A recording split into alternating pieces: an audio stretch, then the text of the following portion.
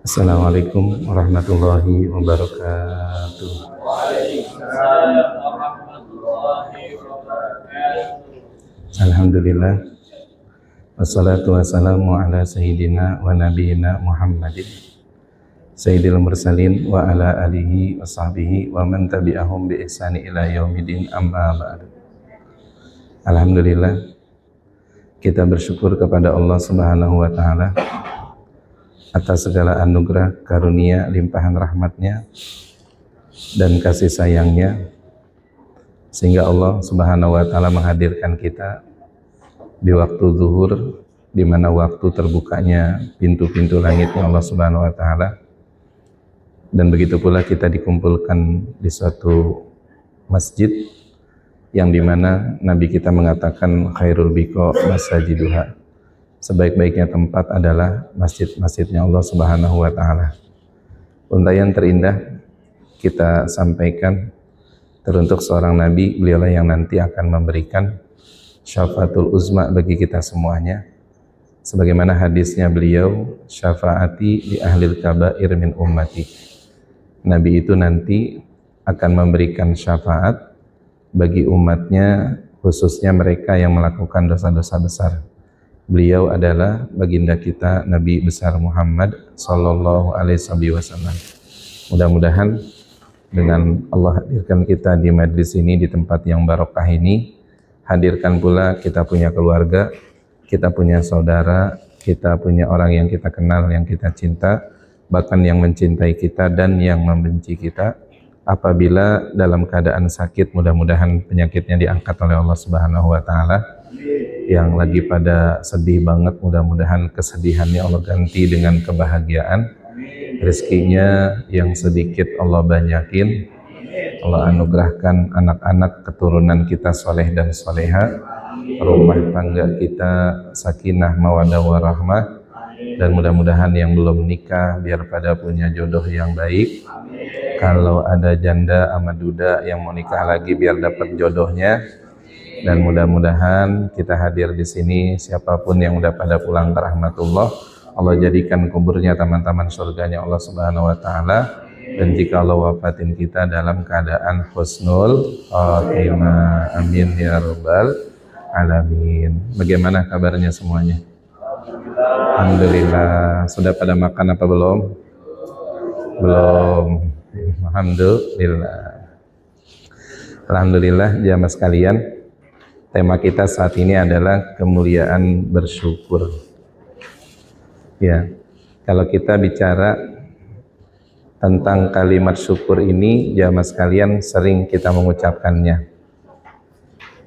Ya, dijelaskan bahwasannya bersyukur itu adalah merupakan kunci terbukanya pintu kenikmatan.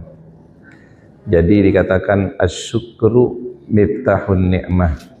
Syukur itu kunci daripada kenikmatan. Bahkan ada juga ulama mengatakan asyukru sayyidun lil mawjud wa sayyidun lil mawjud wa sayyidun lil mafqud. Ada ulama mengatakan syukur itu mengikat kenikmatan yang sudah ada. Jadi kalau kita punya nikmat nih, nikmat kita nih mau ada terus nih, nggak hilang, nggak lenyap, maka syukur itu mengikat kenikmatan yang ada. Wa sayyidun lil mafqud, dan dapat memancing, menarik nikmat yang nggak ada. Jadi kalau kita sering bersyukur, nanti nikmat yang kita belum punya bakal datang. Nah, sehingga kalau kita hidup masih banyak yang belum datang, bahkan yang udah ada jamaah sekalian pada hilang, itu boleh jadi tandanya kita kurang bersyukur. Nah, kalau kita bertanya, sebenarnya syukur itu apa sih? Ya, syukur itu apa sih? Kita kalau bertanya kan seperti itu ya. Apakah syukur itu kalau kita misalnya makan kue nih, alhamdulillah kita bilang itu, apakah itu termasuk daripada syukur? Kalau dari segi ucapan itu namanya ya kita bersyukur. Sebagaimana dikatakan juga dalam satu keterangan hadis, orang kalau dia makan baca bismillah dan juga diakhiri dengan alhamdulillah, itu merupakan salah satu ungkapan rasa syukurnya kepada Allah Subhanahu wa taala. Dan salah satunya di situ, kalau Allah ingin ridho kepada makanan dan minuman yang kita makan, maka jamaah sekalian ucapkanlah ketika makan dan minum diawali dengan bismillah, diakhiri dengan alhamdulillah. Apakah itu kalimat syukur? Nah, banyak dijelaskan oleh para ulama nih. Di antaranya ada di dalam kitab Hikayatu Orang-orang yang Saleh. Pernah satu ketika nih Bapak Ibu, ada seorang ulama namanya Imam Junaid Al-Baghdadi. Imam Junaid Al-Baghdadi itu ketika ditanya perihal syukur oleh ulama di masanya itu, usianya masih kecil. Dikatakan di sini wa ana ibna sab'i sinin, beliau itu usianya baru sekitar 7 tahun. Baru 7 tahun. Tapi baru 7 tahun udah nampak kealimannya dan kecerdasannya. Sebagaimana Imam Syafi'i, beliau baru 7 tahun sudah hafal Al-Quran. Itu Imam Syafi'i, 7 tahun sudah hafal Al-Quran. 9 tahun Imam Syafi'i hafal kitab gurunya Al-Muwatta yang tebalnya segini jamaah sekalian. Itu Imam Syafi'i. Bahkan kita kalau bicara Imam Syafi'i itu, kalau orang kan nih di dalam kandungan ibundanya nih, ibu kalau lagi pada hamil nih ya mengandung, itu sepaling ininya kan 6 bulan. Terus biasanya adalah 9 bulan. Kalau kita ditanya, Nabi kita di kandungan ibundanya berapa bulan? 9. Kalau Nabi Isa di kandungan ibundanya Sayyidatina Maryam berapa bulan? 8. Yang paling lama Imam Syafi'i. Imam Syafi'i di kandungan ibundanya itu sampai 4 tahun lamanya. 4 tahun. Kira-kira ibu-ibu kalau mengandung 4 tahun kira-kira gimana? Ya Allah, 4 tahun Imam Syafi'i itu jamaah sekalian. Nah, Imam Junaid Al-Baghdadi itu beliau masih usia 7 tahun udah nampak kesolehan dan kealimannya. Sampai pada saat itu orang bertanya kepada Imam Junaid Al-Baghdadi yang masih kecil dengan pertanyaan, ya gulam ma syukru, wahai anakku, anak kecil, apa sih yang kau maksud, yang kau tahu tentang syukur itu, katanya. Apa yang kau tahu tentang syukur? Apa kata Imam Junaid Al-Baghdadi ketika beliau masih kecil? Beliau bilang, an la tu'sillah bi ni'matin. Kita tidak berbuat maksiat kepada Allah dengan kenikmatan yang Allah berikan, itu namanya bersyukur. Ya, itu jamaah sekalian penjelasan beliau. Kalau kita tidak berbuat maksiat kepada kenikmatan yang Allah berikan, namanya kita bersyukur. Contohnya, kita dikasih nikmat mata nih. Nikmat mata kita gunakan yang pertama untuk baca Al-Quran. Terus nikmat mata kita gunakan untuk memandang sesuatu yang dapat menurunkan rahmat dari Allah Subhanahu wa taala. Nih mata nih. Jamaah sekalian, misalnya mata kalau kita ngeliatin istri, istri ngeliatin kita, maka Allah akan pandang kita dengan pandangan rahmatnya. Jadi siapa orang yang pengen dipandang rahmat oleh Allah, sering main pandang-pandangan sama istrinya. Itu bersyukur namanya. Iya, kira-kira dapat main pandang-pandangan belum tadi pagi? Iya, itu kalimatnya jamaah sekalian. Jadi orang yang sering mandang istrinya adalah orang yang pandangan syukur jamaah sekalian. Terus apa lagi? Orang yang mandang anaknya. Bapak punya anak nih, anak bapak pandang dengan pandangan syukur. Artinya gini, ya Allah, ini anak saya nanti bakal nyelamatin saya. Anak saya kalau dia bisa baca Al-Quran nanti bakal pakaiin mahkota di dalam surganya Allah. Itu kalau kita mandang anak kita dengan pandangan rasa syukur, kita seperti memandang wajahnya Nabi Muhammad SAW. Itu jamaah sekalian. Bahkan di surga itu ada namanya pintu Darul Farah, yaitu tempat kebahagiaan. Jadi siapa orang yang suka ngebahagiain anaknya, nanti dia tinggalnya di surga, namanya adalah babulnya Babul Farah, pintunya pintu kebahagiaan. Terus apalagi jamaah sekalian, mata kita. Kalau kita gunakan buat mandang orang-orang yang alim, mandang ustadz, mandang guru, mandang orang-orang yang soleh, apa dijelaskan di dalam hadis dalam kitab Tanqihul Qaul, yaitu daripada syarahnya Lubabul Hadis yang disarahkan oleh Syekh Nawawi Al-Bantani, jamaah sekalian, asli dari Indonesia, Banten. Itu beliau mengatakan di situ adalah nazruka ilal alimi pandanganmu kepada orang yang alim dalam hadisnya Rasulullah itu lebih baik daripada menafkahkan 1000 ekor kuda di jalan Allah Subhanahu wa taala. Makanya kalau ngaji, kalau kita nggak paham, lihatin aja gurunya aja mas kalian. Lihatin aja gurunya. Kenapa? Karena mandang wajah guru saja itu sudah ibadah. Ya, sudah ibadah jam sekali mata. Nikmat mata. Jadi kalau mata itu kita gunakan buat ibadah, timbulnya adalah kita di situ jamaah sekalian mempunyai rasa syukur. Tapi kalau mata buat mandang maksiat, mata buat mandang saudaranya dengan pandangan yang hina, nah itu berarti kita tidak bersyukur. Ini dari mata saja, belum dari lisan. Lisan kita kalau kita diberikan nikmat, kan alhamdulillah nih, kita bisa ngomong, bisa berbicara, tadi bisa makan. Makan nikmat nggak tadi itu? Nikmat. Kenapa? Karena lisan kita sehat, bibir kita sehat, lidah kita sehat, jadi bisa merasakan kenikmatan tersebut. Nah, bagaimana caranya mensyukuri kenikmatannya? Kira-kira kita lisan ini digunakan nggak buat baca Al-Quran?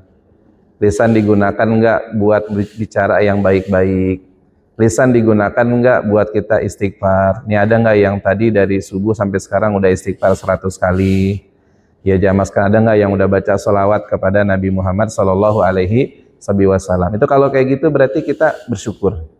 Tapi kalau lisannya ngomongin orang, ngatain orang, misalnya gitu jamaah sekalian, lisannya yang ada nyakitin hati orang, itu berarti kita tidak bersyukur.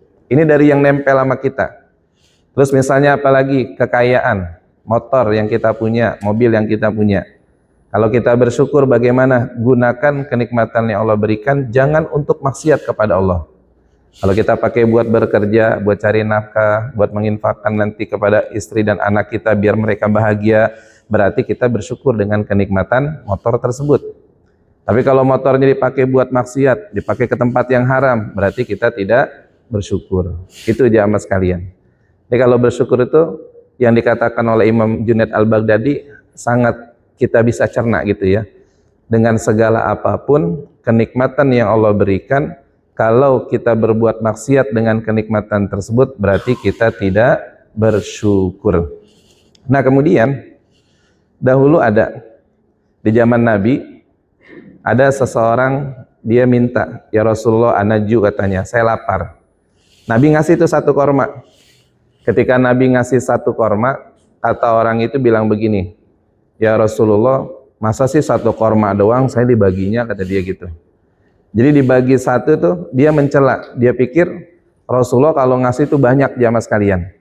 Padahal Nabi megangnya emang 1 korma itu doang. Akhirnya dibalikin lagi, nggak mau dah Rasulullah ini 1 korma doang mah, saya buat apa, nggak kenyang 1 mah, dia bilang gitu. Terus datang lagi orang-orang yang lain, ya Rasulullah ana lapar. Kata Nabi, nih 1 korma silakan kau makan. Apa kata orang tersebut? Alhamdulillah ya Rasulullah, terima kasih atas korma yang kau berikan ini, mudah-mudahan jadi barokah bagi saya dan saya makan, mudah-mudahan korma darimu ini menambah ketaatan saya kepada Allah. Itu Nabi tiba-tiba ngambil uang berapa dirham di kantongnya ditambahin lagi jamaah sekalian. Kenapa? Berkah bersyukur kepada Allah Subhanahu wa taala. Sekarang saya mau tanya sama Bapak. Bapak kira-kira kalau ngasih duit sama istri ada nggak? Neng ini ada rezeki, nggak banyak gitu kita kasih. Langsung istri kita cium tangannya juga bolak-balik, makasih ya sayang ya, biar rezekinya nambah, biar sehat selalu. Ada nggak istri yang kayak gitu modelnya? Hah? Ada? Banyak ya? Iya. Oh, kira-kira gimana Bu? Begitu nggak kira-kira Ibu? Agak. Ada dijawab langsung sama bapak-bapak, agak katanya. Yang ada kalau banyak sih, oh sayang makasih ya kalau banyak gitu. Kalau dikit mah segini doang, kagak cukup ini mah. Iya, gitu. Makanya akhirnya nikmatnya nggak nambah-nambah. Iya nggak nambah-nambah, segitu aja dapatnya jamaah sekalian. Coba kalau istri, walaupun kita kasih dikit gitu, dia tersenyum, dia tidak mengurangi rasa sayangnya.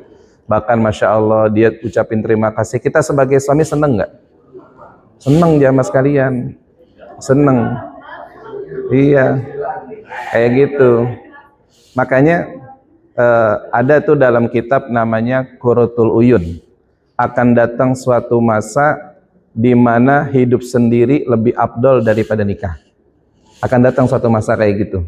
Artinya hidup sendiri lebih afdol daripada nikah. Ternyata ditanya, apa alasannya? Ulama menjawab, karena orang nikah kebanyakan pada pusing, pada stres mikirin tuntutan istri, akhirnya banyak suami yang meninggal belum waktunya gitu. Jamaah sekalian. Iya. Sekarang saya tanya, kalau di kampung kira-kira yang banyak itu janda atau duda? Janda. Berarti kalau yang banyak janda, yang banyak meninggal, yang siapanya? Lakinya, suaminya. Gara-gara apa? Gara-gara istri yang banyak nuntut suami yang nggak sanggup, jamaah sekalian. Oh, di kampung banyak banget terjadi, Pak. Misalnya gini, ini suami nyari rezeki nih, sampai malam pulang, kadang-kadang badannya tuh sakit, kadang-kadang palanya pusing. Terus kadang-kadang nih malam-malam dia minta, "Neng tolong dong ini obatin," atau kalau orang kita mah bilang kerikin gitu ya. Kerikin atau berikan obat. Kadang-kadang istri enak banget ngomongnya, "Udah besok aja." Ya itu banyak banget ternyata kok subuh-subuh, itu ibu-ibu subuh-subuh, itu suaminya nggak bangun lagi. Ya itu banyak banget terjadi kayak gitu. Kenapa? Gara-gara ketidakperhatian istri terhadap suaminya. Kalau duitnya diperhatikan, orangnya nggak diperhatiin. Iya, bener nggak kayak gitu? Enggak. Ini mah yang di sini mah soleha semuanya, insya Allah. Iya. Udah capek kerja. Udah capek kerja ini mah ya, masya Allah. Jadi kayak gitu ya, masya Allah bahagia banget. Itu tandanya bersyukur. Makanya kalau ada istri yang seperti itu, nikmatnya akan semakin bertambah jamaah sekalian. Terus pernah juga, ya di zaman Nabi Musa, ada sepasang suami istri ini mau tidur pada curhat. Biasanya kan suami istri kan kalau mau tidur pada ngobrol ya ibu ya. Ngobrol misalnya dia bilang begini bahasa kita ya bang, hidup kita kayaknya susah banget ini ya. Hidup kita kayaknya sulit banget, dagang kagak laku-laku kata dia. Iya sama kita berapa tahun ini hidup nggak ada perkembangannya. Akhirnya kata mereka nih, ya udah besok kita silaturahmi ke rumahnya Nabi Musa alaihi salam. Silaturahmi ke rumah Nabi Musa alaihi salam. Cerita nih, ya Nabi Allah Musa doain kita biar hidup kita nih kaya, hidup kita berkah, apa yang kita dagang ini laku katanya gitu. Akhirnya kata Nabi Allah Musa, sebentar saya berdoa dulu kepada Allah. Karena Nabi Musa kan kalimullah jamaah sekalian. Akhirnya Nabi Musa berdoa, dijawab oleh Allah, ya Musa, kata Allah Subhanahu wa taala, wahai nabiku, bilang sama umatmu, dia keinginannya dikabulin, tapi kayaknya cuma 1 tahun katanya. Kalau dia mau aku kasih, kalau enggak aku tarik lagi katanya. Coba tanya. Pasti ditanya, wahai umatku, mau nggak dikasih kaya tapi setahun? Istrinya nyolek, ambil aja bang daripada nggak kaya sama sekali katanya.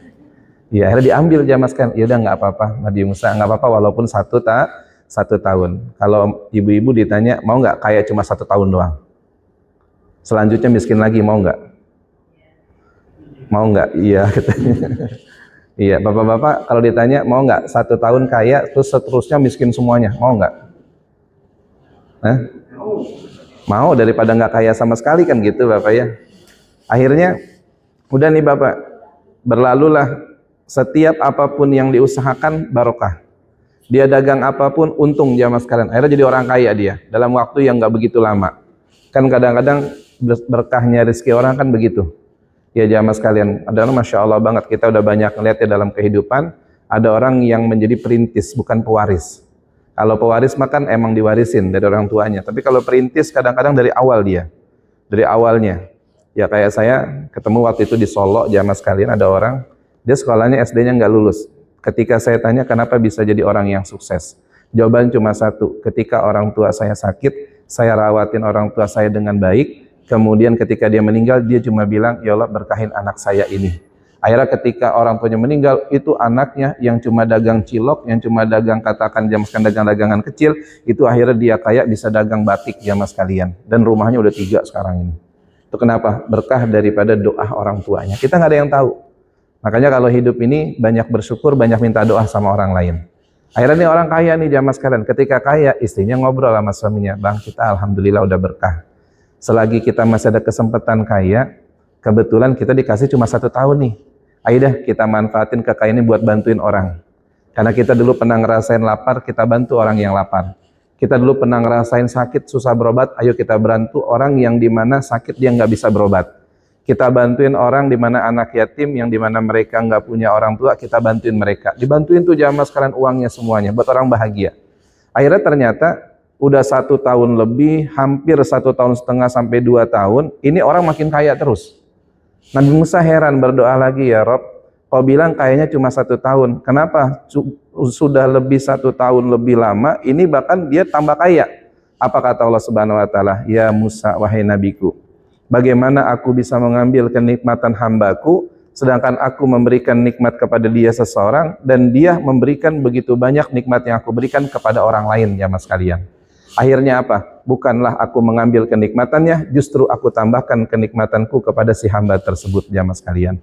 Inilah ayat yang dimaksud, la in syakartum la azidannakum wa la in kafartum inna adabi lasyadid. Ya, Masya Allah tuh ya, sederhana banget. Jika kau bersyukur, aku tambahin. Tapi jika kau kufur, maka azabku sangat pedih. Mana kufur? Yang tadi, dikasih mata bukan buat baca Quran, bukan buat mandang yang rahmat, tapi mandang maksiat. Dikasih nikmat sehat bukan buat ibadah, malah buat maksiat. Dikasih rizki bukan buat bersedekah, malah buat melakukan judi online misalnya, jamaah sekalian. Dan sebagainya. Itu yang mendatangkan azab dari Allah Subhanahu wa ta'ala. Mudah-mudahan yang hadir semua jadi hamba yang bersyukur. Amin ya rabbal alamin. Ya, silakan yang mau bertanya. Ayo sambil santai aja, pertanyaannya bebas. Ayo silakan.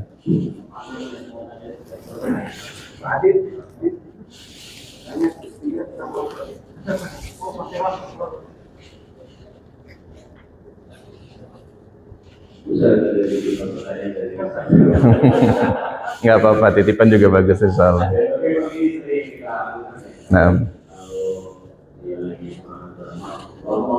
Nah, ya, lagi senang mancing gitu ya.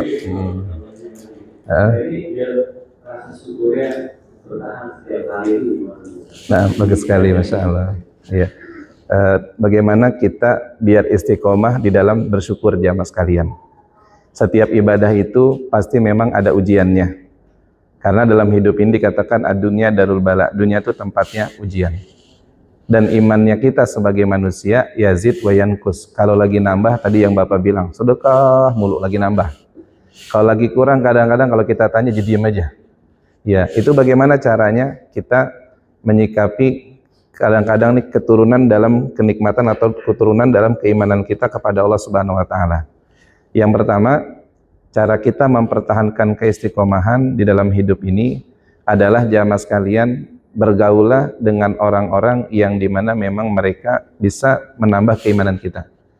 Artinya kalau misalnya kita rajin bersedekah, berusaha bergaul juga dengan orang-orang yang rajin bersedekah.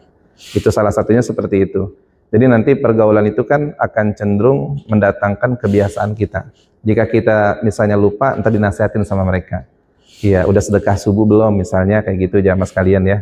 Bersedekah subuh belum. Tapi kalau soal masalah sedekah memang kalau kita mau istiqomah ada 3 ya. Ada 3 nih, harta yang Bapak keluarkan, itu yang Bapak punya ada 3. Yang paling afdol, yang pertama harta itu kita berikan untuk istri dan anak. Itu paling afdol. Makanya infak yang paling afdol itu ngebahagiain istri. Saya yakin orang yang baik sama istrinya duitnya makin banyak. Tapi orang yang pelit sama istrinya duitnya makin susah. Bener nggak Ibu? Bener. Iya, emang bener jamaah sekalian. Iya, itu emang udah nyata banget. Kalau orang baik sama istri pasti duitnya makin banyak. Duitnya makin banyak. Makanya kemarin di hari Asyura atau 10 Muharram, itu hadis yang sahih, siapa orang yang meluaskan duitnya atau rezekinya untuk istri dan keluarganya di hari Asyura, Allah akan luasin rezekinya sampai 1 tahun yang akan datang. Pertanyaannya, kemarin di hari Asyura tanggal 10 Muharram pada bagi duit nggak istri yang banyak? Bagi. Ya, Ibu pada dibagi nggak sama suaminya Ibu? Dibagi, alhamdulillah tuh hari Asyura misalnya. Ya, terus yang kedua, nafkah yang paling afdal yang kita keluarkan adalah untuk kendaraan kita. Kendaraan itu juga tergolong nafkah. Bapak ganti oli itu tergolong ada pahalanya di situ.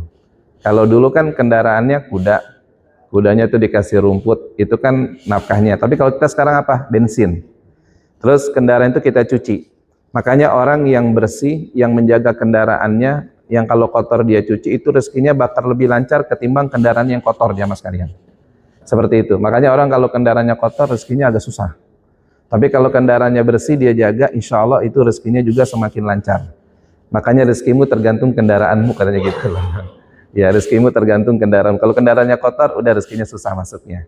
Terus yang ketiga, keistiqomahan kita di dalam rezeki yang ada, lalu salurkanlah yang ketiga afdalnya ini untuk fisabilillah, di jalan Allah. Buat sedekah, buat nginfakin harta di masjid, misalnya buat di mana, itu yang nomor 3 urutannya.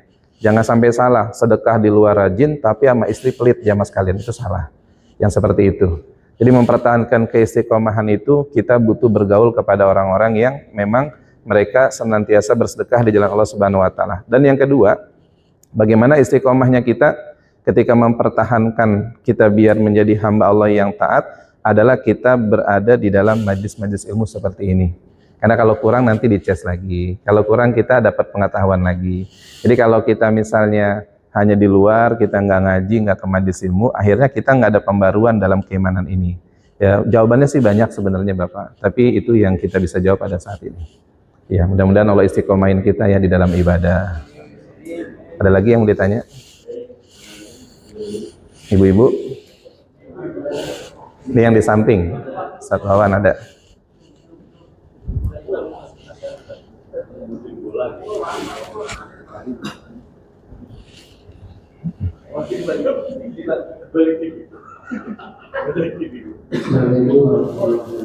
Waalaikumsalam warahmatullahi wabarakatuh.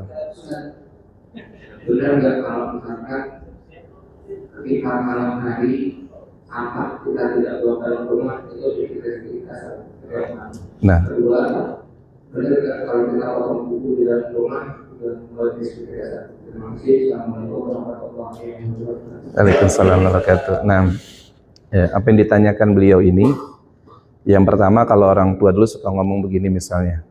Contohnya nih yang sama hampir ucapannya, jangan nyapu malam hari di rumah, pamali gitu misalnya. Itu orang tua dulu. Nah, ternyata apa yang dikatakan orang tua dulu itu ada di dalam sebuah kitab. Namanya kitabnya adalah Kasyifatus Saja, yaitu sarah daripada kitab fikih Safinatun Najah. Sebuah karangan yang sangat indah dari Syekh Nawawi Al-Bantani. Dijelaskan di situ ada 20 perkara yang dapat menyebabkan hidup kita miskin. Hidup kita susah jamaah sekalian. Di antaranya salah satunya yang Bapak tadi bilang adalah menyimpan sampah malam hari di dalam rumah. Jadi ibu nih kalau ada sampah malam hari di dalam rumah, di dapur gitu atau dimanapun, itu kalau ada di malam hari nggak dikeluarin, itu dapat mewariskan kefakiran.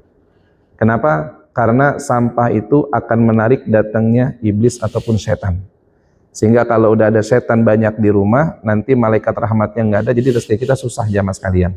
Makanya kalau sampah itu Bapak, kalau di malam hari usahakan buang. Jadi 2 hal nih kalau di malam hari yang harus diperhatikan. Yang pertama, jangan ada sampah dalam rumah. Yang kedua, kalau mengunci pintu, ucapkan atau baca ayat kursi. Ayat kursi. Terus ada lagi yang mendapat mewariskan kefakiran selain daripada sampah di dalam rumah, nyapu di malam hari. Ya, nyapu di malam hari itu juga nggak boleh, kecuali ada hajat. Misalnya gini Ibu, misalnya kita habis ada acara kumpul-kumpul keluarga nih, kan biasanya kalau gelar-gelar karpet tuh kita angkat, kita gulung, ada kotorannya tuh, ada debu-debunya tuh boleh kita sapu. Atau misalnya kita di malam hari itu tiba-tiba angin besar, sehingga jamaskan rumah kita tuh agak kotor debu, itu boleh kita sapu. Tapi kalau nggak ada apa-apa, nyapu mulu malam hari, itu mewariskan kefakiran. Tapi kalau gunting kuku itu di malam hari, jamaah sekalian, karena bukan masuk daripada perkara kesunahan. Ya, gunting kuku. Gunting kuku ini yang dapat mewariskan kefakiran kita ketika keluar daripada kesunahan. Kalau sunahnya gunting kuku kan di hari Senin, di hari Kamis kayak sekarang, sama di hari Jumat. Yaitu sunahnya gitu. Itu walaupun kita guntingnya di dalam rumah, ya nggak jadi masalah jamaah sekalian. Yang penting harinya tadi. Tapi kalau harinya misalnya di lain daripada 3 hari ini, itu memang salah satu sebabnya bisa mewariskan kefakiran. Itu jamaah sekalian. Tapi kalau misalnya dibilang di rumah gunting kuku mewariskan kefakiran, itu kurang perinciannya aja pada harinya gitu. Yang penting jangan 3 hari ini. Ada juga yang mewariskan kefakiran. Ini yang sering kita lakuin. Contohnya bapak-bapak kalau saya tanya. Yang mewariskan fakiran yang ketiga nih Bapak, kalau habis hubungan badan langsung tidur nggak wudhu lagi. Nah saya tanya, para suami kira-kira kalau habis nyentuh istrinya langsung tidur apa wudhu dulu baru tidur? Atau jawabnya pada malu?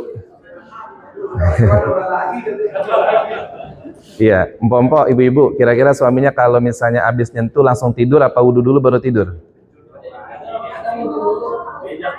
Langsung apa? Langsung ngorok katanya. Oh, langsung ngerokok. Iya. Jadi kalau habis hubungan badan nih, ini sekali lagi ya, kalau habis hubungan badan, langsung tidur, langsung makan, ataupun sejenisnya ngerokok, ataupun langsung minum, atau langsung hubungan badan yang kedua kalinya dengan jarak yang beberapa menit atau beberapa waktu gitu, kalau nggak berwudu dulu, itu hukumnya makruh dan dapat mewariskan kefakiran jamaah sekalian. Jadi kalau misalnya ingin makan setelah hubungan badan, wudu dulu. Kalau pengen minum atau sejenisnya ngerokok, wudu dulu. Kalau pengen hubungan badan yang kedua kalinya, wudu dulu jamaah sekalian. Ya seperti itu, wudu dulu. Kalau nggak wudu, langsung tidur, langsung makan, langsung minum, langsung rokok, langsung hubungan badan yang kedua kali, itu dapat mewariskan kefakiran. Ya, seperti itu ya Abang ya pertanyaannya. Jawabannya. Gimana?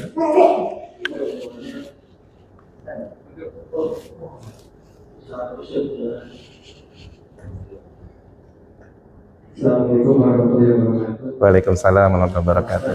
Nah, Kita syukuri sehingga pada dikatakan kita kalau di bangsa di Indonesia itu malah beberapa juga sebenarnya di segala apapun pasti itu maupun iman maupun itu harus disyukuri ya. nah, Jadi cara bersyukur sehingga kita hadapi. ya. Alhamdulillah, masya Allah, pertanyaan bagus sekali. Cara mensyukuri segala apapun yang Allah berikan kepada kita, baik kenikmatan atau musibah adalah yang pertama, kita harus tahu bagaimana daripada pahala orang yang diberikan suatu musibah. Jadi dulu ada satu kitab ketika kami baca itu, nanti akan terjadi di akhir kiamat atau di hari akhirat, ada orang itu amalnya dikit tapi pahalanya banyak. Jadi orang tuh, ibu, waktu di dunianya dia hidup, dia orang biasa. Bahkan mungkin maksiatnya banyak, tapi dia ketika di dalam akhirat, nanti dia akan dapetin itu, kenikmatannya sangat banyak. Artinya pahala yang Allah berikan tuh sampai buat dia heran. Dia tanya, ya Rabbi, min aina hadza sawab? Ini dari mana pahala? Terus kata Allah Subhanahu wa taala, ini adalah pahala berkah engkau sabar dan engkau tetap bersyukur sekalipun aku berikan satu musibah. Iya, dikasih musibah panas, pahalanya tetap ya Allah, alhamdulillah masih diberikan nikmat panas. Mudah-mudahan nikmat panas ini dapat ngampunin dosa saya. Gara-gara itu akhirnya menjadi pahala bagi kita semuanya jamaah sekalian. Akhirnya apa kata si hamba tersebut? Ya Allah, kalau gitu pengen hidup di dunia lagi dah, udah kasih saya musibah aja tiap saat, katanya jamaah sekalian. Kenapa? Karena musibah itu dapat mengampuni dosa atau memberikan satu pahala. Kalau dalam satu keterangan hadis ada gini, salah satu Nabi bilang, la tasubbul huma, jangan cela penyakit pusing. Kenapa? Fa innal huma tagfirud dzunub, karena penyakit pusing itu dapat ngampunin dosa. Ada juga dalam hadis yang lain, man bata magmuman, siapa orang yang di malam hari tidur dalam keadaan resah, gelisah dalam urusan nafkah ataupun ekonomi keluarga. Nah, kita sebagai suami mikirin nih, ya Allah besok anak mau daftar sekolah, duitnya belum ada. Ya Allah ini gimana ya, gajian masih lama, itu listrik tokennya udah bunyi, mulut token listrik. Pernah nggak mikirin kayak gitu Bapak? Sering. Itu dibilang ibu, bapak, kalau ada orang yang semalaman atau di malam hari dia pusing mikirin ekonomi keluarganya, bata magfuranlah, malam itu juga dosanya diampuni sama Allah Subhanahu wa taala. Nah, saya tanya semua yang hadir, mau nggak dosanya diampunin? Mau. Jadi pusing aja tiap malam ya. Ya pusing tiap malam. Ya, artinya dengan kata lain, Bapak yang tadi bertanya, bagaimana cara kita biar bersyukur dengan musibah, kita harus juga banyak mengetahui bahwasannya ketika musibah itu juga ada nikmat yang Allah berikan. Tanpa kita mengetahui ilmunya, kita sulit untuk bersyukur. Makanya manfaatnya kita hadir di majlis ini tujuannya apa? Biar kita mengetahui bagaimana sebagai seorang hamba kita bersikap, ketika kita diberikan nikmat harus kita bersyukur, kemudian ketika diberikan musibah kita bersabar, dan tetap kita mengucapkan sesuatu yang baik kepada Allah Subhanahu wa ta'ala. Seperti itu ya. Insyaallah. Ada lagi? Selesai? Iya.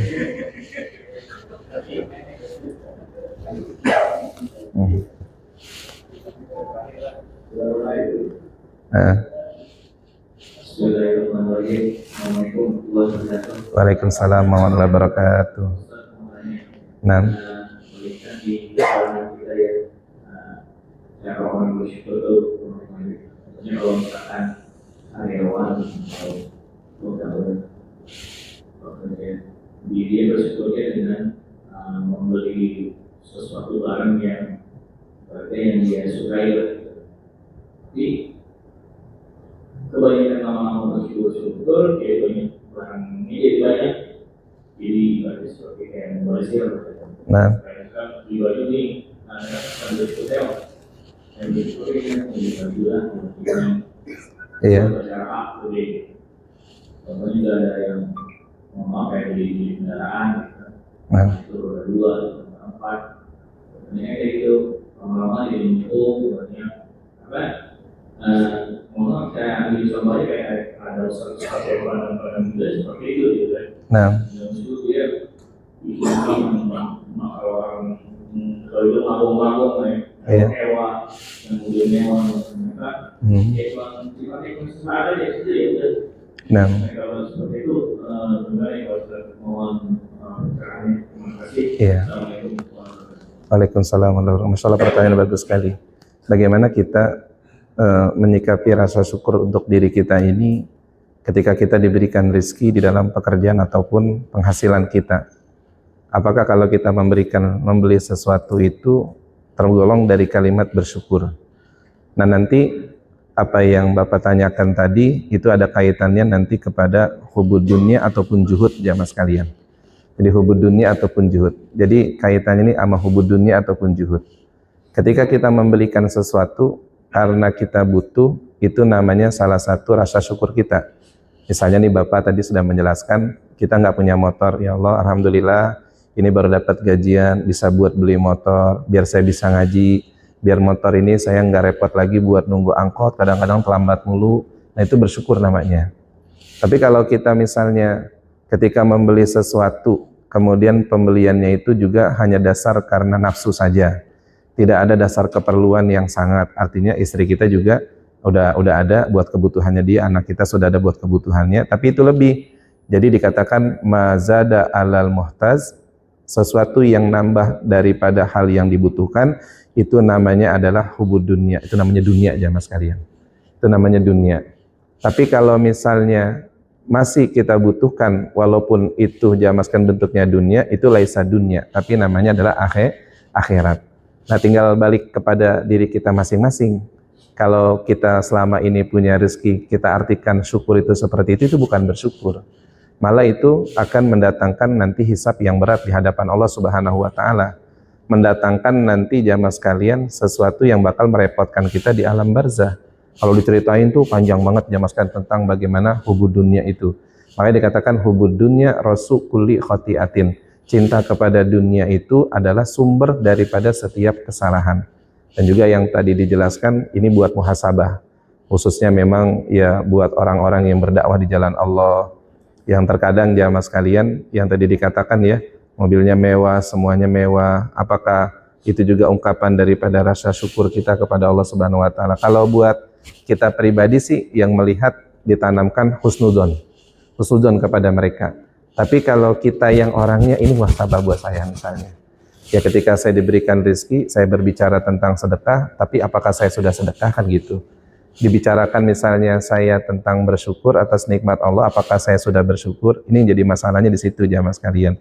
Makanya kalau misalnya ada seorang pendakwah yang seperti itu adanya, kita sebagai orang yang di luar mereka tetap berprasangka baik. Adapun yang tadi Bapak pertanyakan tuh adalah buat muhasabah kita semuanya. Muhasabah buat diri saya. Jadi gitu Bapak ya, kalau bersyukur dengan gaji yang kita nikmati, lalu kita berikan satu barang, jika tidak ada perlunya, maka itu disebut namanya dunia. Artinya dunia itu kecintaan yang salah di dalam diri kita semuanya. Ya mudah-mudahan pertanyaan tadi dari Bapak itu sebagai nasihat bagi kita semuanya, dan mudah-mudahan kita mengeluarkan rezeki kita dengan jalan yang diridhoi oleh Allah Subhanahu wa taala. Lebih baik kita ngebahagiain istri, ngebahagiain anak. Karena apa? Karena membahagiakan istri dan membahagiakan anak itu akan menambahkan rezeki kita dari Allah Subhanahu wa taala. Dan mudah-mudahan semuanya yang hadir, yang sakit Allah angkat penyakitnya, yang pada sedih biar pada bahagia.